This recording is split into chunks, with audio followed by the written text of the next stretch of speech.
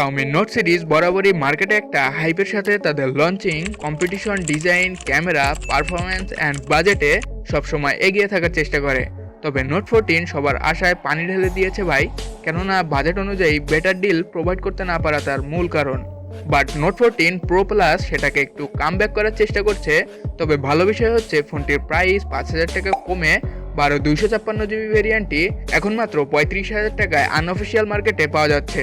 এখন এই বাজেটে বেটার একটা ডিল প্রোভাইড করছে এই স্মার্টফোনটি। সো চলুন 35,000 টাকার ফোনটার ফুল স্পেক দেখে আসা যাক। প্রায় 211 গ্রাম ফোনটার ওয়েট, আর ফোনটার থিকনেস 8.7 মিলিমিটার, অ্যান্ড ব্যাক প্যানেলে ব্যবহার করা হয়েছে গ্লাস, অ্যান্ড ফ্রেমে থাকছে অ্যালুমিনিয়াম ফিনিশ, অ্যান্ড ফ্রন্ট সাইডে থাকছে কর্নিং গরিলা গ্লাস ভিক্টাস 2 এর প্রোটেকশন। আর ফোনটার রাইট সাইডে রয়েছে volume rockers and power button, and left সাইডে একদম ক্লিন। আর বটমে থাকছে speaker grill, primary mic, type C port and hybrid SIM card slot. আর টপ সাইডে থাকছে secondary speaker, noise cancellation mic, ear blaster, and ফোনটিতে সিকিউরিটি সিস্টেম হিসেবে থাকছে ইন ডিসপ্লে ফিঙ্গারপ্রিন্ট সেন্সরটি। তবে থাকছে না 3.5mm হেডফোন জ্যাক পোর্ট।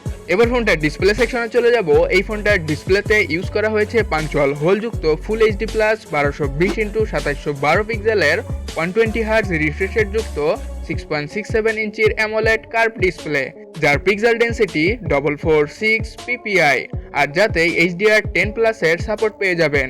আর এই ফোনটিতে প্ল্যাটফর্ম হিসেবে থাকছে Android 14 এর লেটেস্ট HyperOS। এছাড়া ফোনটিতে প্রসেসর হিসেবে থাকছে অক্টা-কোরের কোয়ালকম স্ন্যাপড্রাগন 7S Gen 3 মডেলের 4 ন্যানোমিটারের একটি পাওয়ারফুল SoC, অ্যান্ড জিপিইউ হিসেবে থাকছে Adreno 710 মডেলের একটি গ্রাফিক্স প্রসেসিং ইউনিট। আর এই ফোনটি বর্তমানে বাংলাদেশ মার্কেটে দুইটি ভেরিয়েন্টে পাওয়া যাচ্ছে, যার র্যাম থাকছে 12GB, যার টাইপ LPDDR5X, অ্যান্ড রম থাকছে 256GB অ্যান্ড 512GB, যার টাইপ UFS 2.2। সো এই ফোনটিতে কানেক্টিভিটি সেকশনে নেটওয়ার্ক টাইপ হিসেবে থাকছে 4G অ্যান্ড 5G সাপোর্ট, আর সিম টাইপ হিসেবে থাকছে হাইব্রিড সিম কার্ড স্লট, যাতে দুটি ন্যানো সিম কার্ড ব্যবহার করতে পারবেন। থাকছে না কোনো এক্সটার্নাল মেমোরি কার্ড সাপোর্ট। আর ওয়াইফাই 5 GHz অ্যান্ড 6 GHz এর support, Bluetooth 5.4, USB 2.0, OTG supported, at last IP68 and 69 waterproof rating থাকছে, যাতে 2 মিটার পানির নিচে ফোনটিকে 24 ঘন্টা চুবিয়ে রাখলেও তেমন কোনো সমস্যা হওয়ার সম্ভাবনা থাকছে না। অলসো ফোনটির পিছনে থাকছে ট্রিপল ক্যামেরা সেটআপ, যার মেইন ক্যামেরা হচ্ছে 50 মেগাপিক্সেল, যার অ্যাপারচার f1.6। এর পাশে থাকছে 50 মেগাপিক্সেলের একটি টেলিফোটো সেন্সর, যার অ্যাপারচার f2.0। আর এর নিচে থাকছে 8 মেগাপিক্সেলের একটি আলট্রা ওয়াইড সেন্সর, যার অ্যাপারচার f2.2। আর এসব ক্যামেরা দিয়ে বিভিন্ন মুডে ছবি তোলা ছাড়াও সর্বোচ্চ 4K 30fps A and 1080p 120fps A OIS বা ভিডিও স্টেবিলাইজারের সাথে ভিডিও রেকর্ড করতে পারবেন। আর ফোনটির ফ্রন্টে ইউজ করা হয়েছে 20 মেগাপিক্সেলের একটি সেলফি ক্যামেরা, যার অ্যাপারচার f2.2। আর এই ক্যামেরা দিয়েও সেমভাবে ছবি তোলা ছাড়াও সর্বোচ্চ 1080p 30fps এ ভিডিও রেকর্ড করতে পারবেন। অলরাইট গাইস, সবশেষে ফোনটিতে ব্যাটারি ব্যাকআপ হিসেবে থাকছে 6200 mAh এর একটি সিলিকন কার্বন ব্যাটারি, যার সাথে থাকছে 90 ওয়াটের type C PD charger. So ফোনটি আপনারা তিনটি কালার ভেরিয়েন্টে পেয়ে যাবেন, purple, blue and black.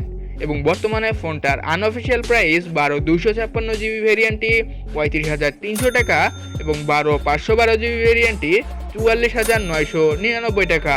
Also guys, এই ছিল Note 14 Pro Plus ফোনটির ফুল স্পেসিফিকেশন। সো আপনারা যারা গেমিং এবং ব্যাটারিকে প্রায়োরিটি দিয়ে বর্তমানে 35,000 টাকার মধ্যে একটা ফোন নিতে যাচ্ছেন, সো তাদের জন্য Note 14 Pro Plus ফোনটি বেটার একটা ডিল হতে পারে। এই মুহূর্তে যদিও মার্কেট অনেক কম্পিটিটর রয়েছে, তবে বাজেট আপনার, সিদ্ধান্ত আপনার। সো দেখা হচ্ছে নতুন কোনো ভিডিওতে। সে পর্যন্ত ভালো থাকবেন, সুস্থ থাকবেন, টেক কেয়ার, আল্লাহ হাফেজ।